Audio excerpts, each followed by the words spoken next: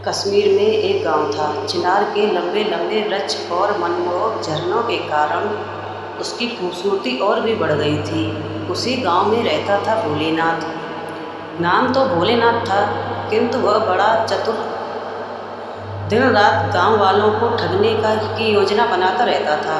गांव वालों ने मिलकर एक सभा बुलाई। कई बुजुर्ग अपनी अपनी कांगड़ियाँ लिए पहुँच गए। समावार केतलीनुमा बर्तन जिसमें कोयले सुलगाकर चाय बनती है, वे गरम गरम चाय तैयार थी। मुखिया ने सबको चेतावनी दी कि वे गलती से भी भोलेनाथ की चिकनी चुपड़ी बातों में न आए। गांव वालों ने प्याले में चाय सुरकी और लौट गए। इधर भोलेनाथ के मन में नई खुरापात तैयार थी। वह सूफिया के घर जाकर बोला, बहन, मेरी रिश्ते की आपा आई है, पर सर्दी के मारे उसका बुरा हाल है। यदि ऐतराज ना हो तो अपना फिनर दे दो, जल्दी ही लौटा दूंगा। सूफिया ने एक दो पल सोचा और फिनर दे दिया। भोलेनाथ ने इसी तरह बहाने से 2-3 दिन घरों में फिनर मांग लिया। 4-5 दिन बाद वह सूफिया के घर पहुंचा और फिर एक की बजाय 2 फिनर लौटाए। सूफिया बोली, भाई भोलेनाथ, यह छोटा फिनर तो मेरा नहीं है, बहन तुम्हारे फिनर ने रात ही इसे पैदा किया है।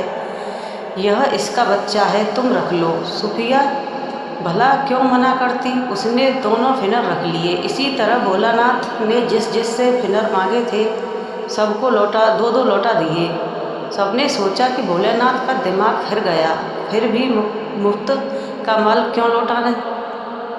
थोड़े दिनों बाद भोलानाथ ने एक और चाल चली। वह गांव वालों से जाकर बोला, कुछ विदेशी पर्यटकों को पसीने की सालों से के नमूने दिखाने हैं, अपनी सभी सालें दे दो।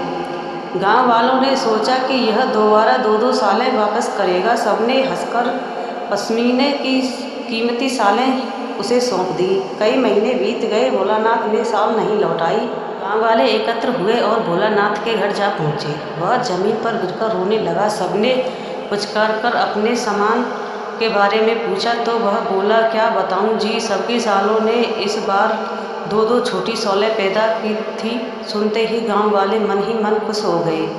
भोलानाथ ने बात आगे बढ़ाई, पर क्या बताऊं, वे सब सालें कल रात अपने बच्चों को लेकर भाग गईं। क्या? गांव वालों के मुंह खुले के खुले रह गए। जी हाँ, मैं सच कहता हूँ, भोला ने आंसू पोंछते हुए कहा। मामला गांव के बुजुर्गों तक जा पहुँचा। उन्होंने भोला को बुलाकर पूछा तो वह शरारती स्वर में बोला, सालें तो घर छोड़कर भाग गईं। भला सालें भी कभी चलती हैं? बुजुर्गों ने पूछा। जी हाँ, बेशक चलती हैं। यदि वह बच्चे पैदा कर सकती हैं तो चल भी सकती हैं। सूफिया ने गुस्से से कहा, भला साल भी कभी बच्चे पैदा कर सकती है? हाँ, होते हैं, जैसे फिरन के पैदा हुए थे, तुमने ही तो रखे थे। भोलानाथ के जवाब ने सबको निरंतर कर दिया। उसने एक बार फिर सबको ठग लिया था। बच्चों, चतुर अवश्य बनना, पर भोलेनाथ जैसा नहीं।